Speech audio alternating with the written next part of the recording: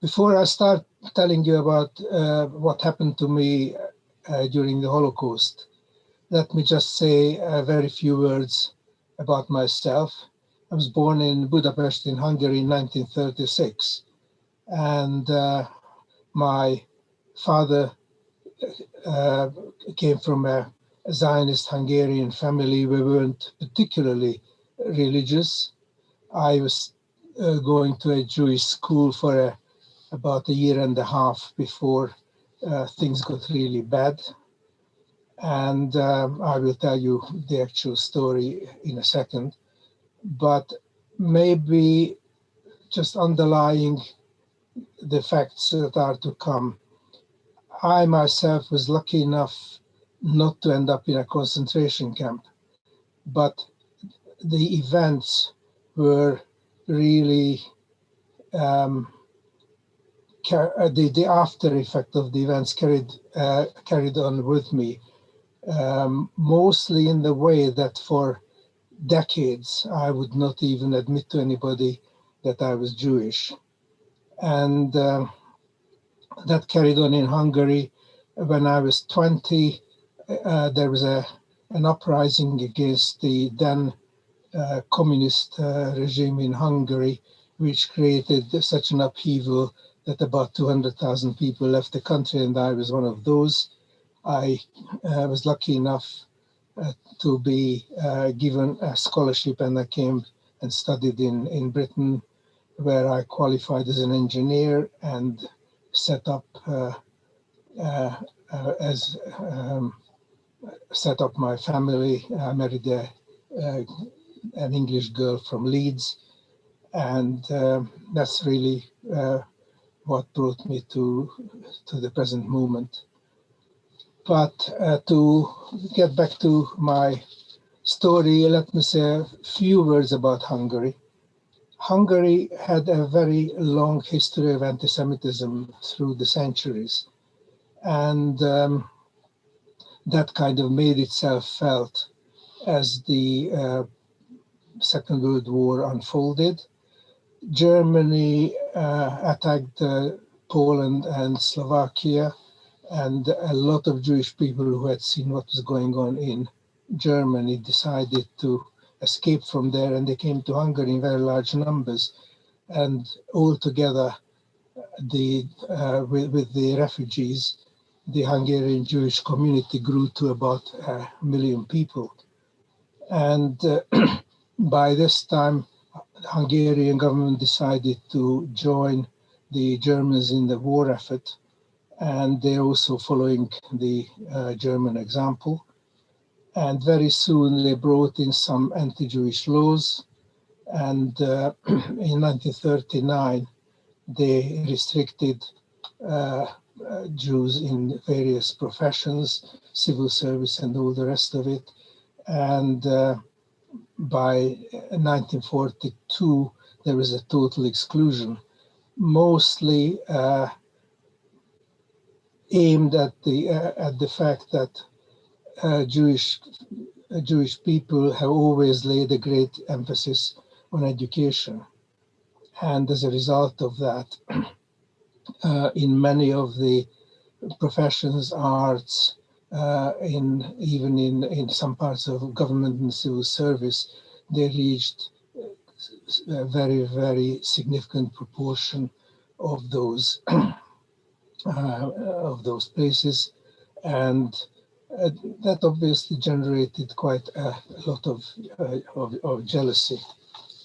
And when these restrictions came into being, my father, who ran a very small business, a scrap metal business, he was forced to sell it to his foreman, and he became one of some 200,000 who became jobless in effect, and he had to learn a new trade. He started making small ceramics just to give us a living. As the war went on, particularly in the Eastern Front, the Germans were suffering significant losses, and they asked the Hungarian government to send people to the front. And when it came to the Jews, the Hungarians were not willing to give them arms. So they created what they called forced labor units. And my father was one of those people who got called up. And when I was about 7, he left home. And with this single exception later on that I will tell you, that was about the last time that I saw him. The Hungarian government, as the war unfolded further, were afraid that they would end up on the losing side, and tried to contact the British to come to a separate treaty to change sides, in fact. And when Hitler found out about this, he sent the German troops into Hungary, and with it came a small contingent of the Gestapo to introduce all the severe activities and constraints at this point, which they had practiced in other countries. This was in March of 1944, and the first serious anti-Jewish law that came into being was that all of us from age 6 upwards had to wear a yellow star on our outer garments. And what I personally remember from this is that as more and more such laws came into being, the government used placards on the streets to bring it to the notice of everybody what decisions they were making. And the word Jew, which is Žido in Hungarian, kept popping up left, right, and center. And I really had this kind of oppressive feeling that everybody was pointing fingers at me, and that really was a contributing factor to my being actually ashamed of being Jewish. After the Yellow Star, the government also constrained the use of public transport. They confiscated a lot of Jewish property, most importantly, radios and telephones, because they wanted to make sure that we were out of communication. And they also introduced rationing. That was for everybody, but for Jewish people, these rations were much smaller than for anybody else. And of course, that affected our everyday living in a particular way. And following again the fascist tactics in Poland and other countries, they decided to deport as much of the Hungarian Jewish population, particularly to Auschwitz, as they could. And they started in the provinces, and it started in April, and by the end of June, something like 500,000 to 600,000 provincial Jews had been put into cattle wagons. And you can imagine the conditions as they suffered for 2 or 3 days on the way to the camps. And quite a lot of people who hear about the Holocaust come across the figure of 6 million being deported overall. What they don't realize is that out of that 6 million, 1.5 million were children. And they had to suffer exactly the same conditions and all the deprivations as the adults, and they probably suffered even more because they didn't understand what was going on. For that matter, even the adults have been misled into believing that they were just being taken to work camps and the like. because I mentioned before, through education, they had filled all these important positions in the country's life. And they really couldn't believe that all that will be overlooked. And they went almost willingly, and they didn't put up any resistance. They couldn't contemplate the danger that was facing them, because even when they received news from various quarters. Going on to June 1944, the government decided that in Budapest, where the remaining Jewish population was, they wanted to concentrate the population, and they nominated about 2,000 apartment buildings for Jewish occupation, giving each of us about 5 square meters of space. And that meant really a very, very tight living conditions. We were to some extent lucky that an aunt and great aunt of mine were living together in a one-bedroom flat. And my mother and I could go and join them in that space. So we had one bedroom and bathroom and kitchen to the 4 of us. It was tight, but at least we weren't like some other people who had to go in and move and live with total strangers. The government also introduced constraints on shopping. Jews couldn't shop in Christian shops and vice versa. There was a general attempt, as we had moved into these yellow star houses, to grab Jewish property, both the buildings and the contents. And it was pretty miserable living. We were under curfew. We could only go out for 3 hours a day. And you can imagine if under those conditions you were unlucky enough not to have a doctor or a dentist in your house, you virtually you were left with no medical attention in 3 hours. You couldn't possibly go to a hospital for anything like that.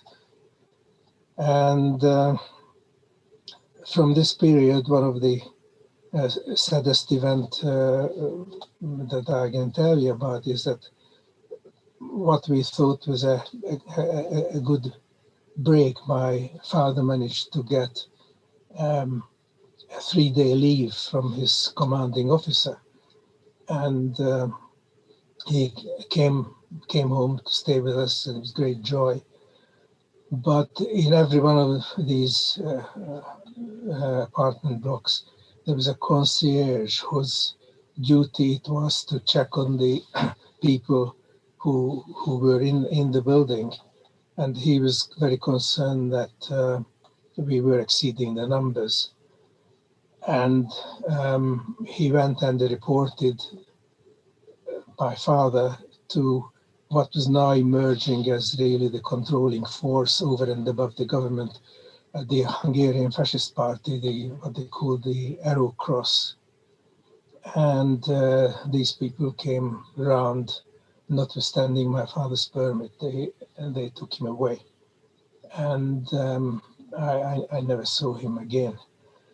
All I know is that by this time, because the Arrow Cross were not satisfied with the speed of deportations through the trains, what they used to do is that they would go and round up 100, 200, 300 people, march them to the River Danube, which goes through the middle of Budapest, and they would tie together 3 people, and after they stripped them naked and take them to the riverside, shoot the one in the middle who would fall in the river, dragging the other 2 with them. And sadly, I have to assume that that is exactly what happened to my father. And I was always wondering who these people were, who from one day to the next, from civilized and normal individuals suddenly became like wild beasts. I could never understand it then, and I can't understand it now. The war moved toward Budapest ever more rapidly, and the Russians were approaching from the east. This was in the autumn. The Allied troops landed by then in Normandy, which strangely enough we managed to find out about because when we had the air raids, the British would be bombing at night, the Americans during the day, and we, during the air raids, would go into the basements of these buildings. But somebody managed to hide a radio set, and we would listen to the BBC's and Voice America's Hungarian language broadcasts. And so we were hoping that this would eventually bring us relief. It's a very strange feeling when you're being bombed and your life is in danger, and at the same time listening to the adult conversation as a child, you realize that the good guys are the ones who are in fact trying to kill you. But we lived on more and more trouble under these circumstances until my mother found out that they were now setting up a ghetto in a 1 square mile area of Budapest. And this really appeared as a serious threat to her. And not to mention the fact that they were starving and disease of all sorts in the ghetto. She also knew that that was the last step before deportations. So she made every effort to get us away from that possibility. And in fact, found out from an uncle of mine who was one of the Zionist leaders in the Jewish community, that some of the neutral embassies, the Swedes, the Swiss, the Spanish, had purchased some property where they put up their national emblems and flags, etc., and said this is protected property, and they offered it to those Jews who managed to contact them. And my mother found a place through my uncle's friends, and we moved in to 3 or 4 bedroom villa. Just imagine about 30, 40 of us in one place with 1 bathroom, 1 bedroom, very limited food, etc. And we were hoping that we would manage to survive there. And in the meantime, it's probably worth mentioning that the only kind of resistance that emerged at that point, that there were some young Zionists with my uncle who managed to produce some false documents showing that you were a citizen of another country, or that you were protected by the Red Cross and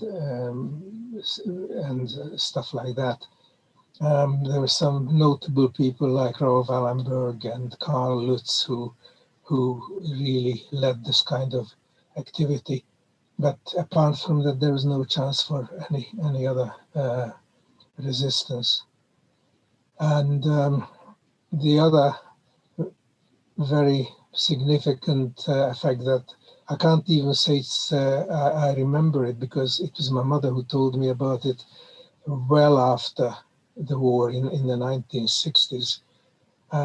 She obviously couldn't bring herself to mention it, that during this time she was rounded up on the street one day, and the Arrow Cross started marching her with a couple of hundred other women. By this time, there were hardly other men around the place.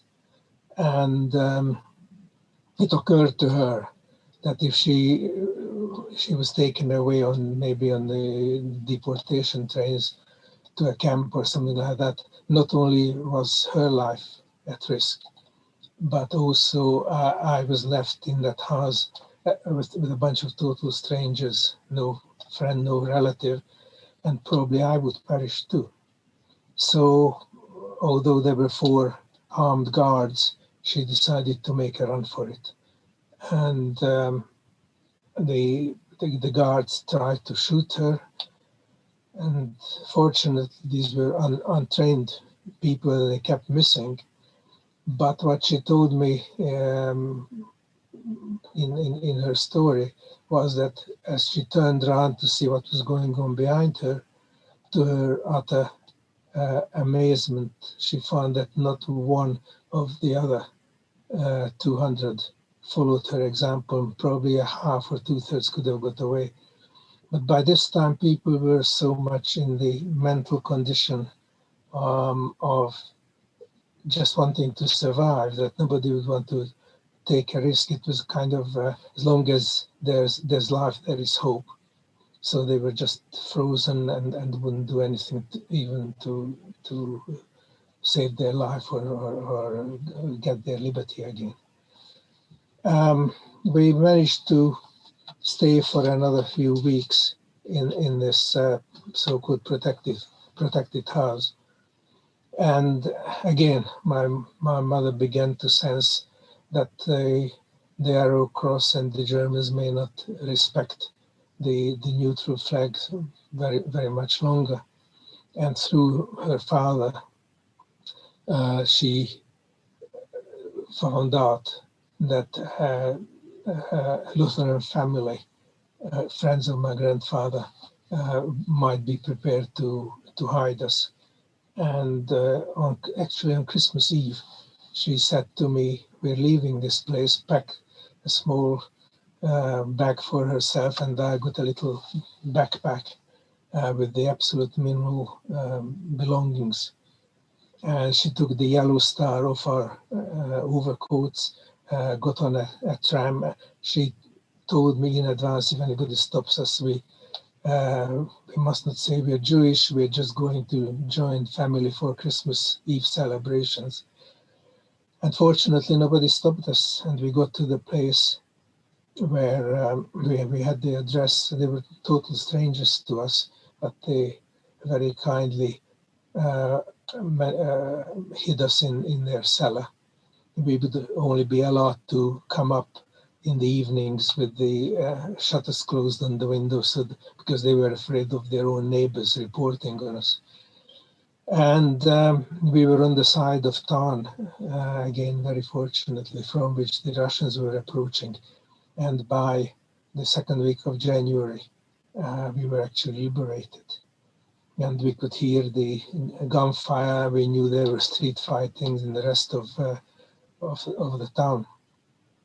And eventually the news came that there were no more German troops in Hungary, and it was possibly safe to go back to our home. And my mother was very keen to find out what happened to the rest of the family. We had to walk, there was no transport. We had to walk to the river because we were on one side of the Danube and our home on the other side. When we got there, we found that all the bridges had been blown up by the Germans, but we managed to get across in a small boat.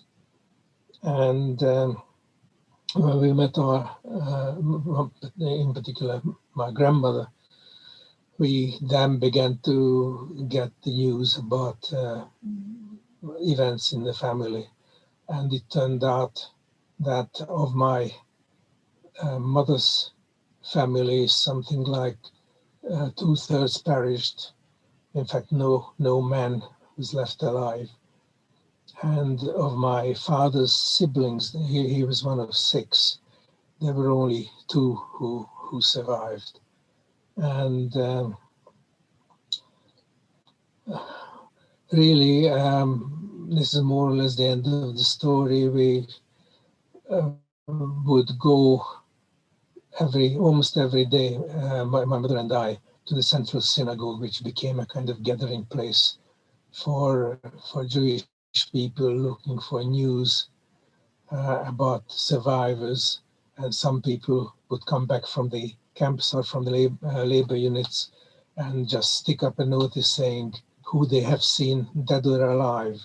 And eventually we just had to conclude. My mother kept hoping that perhaps somebody would bring news about my father, but it just never happened. And we just had to accept that. And that's how my story ends.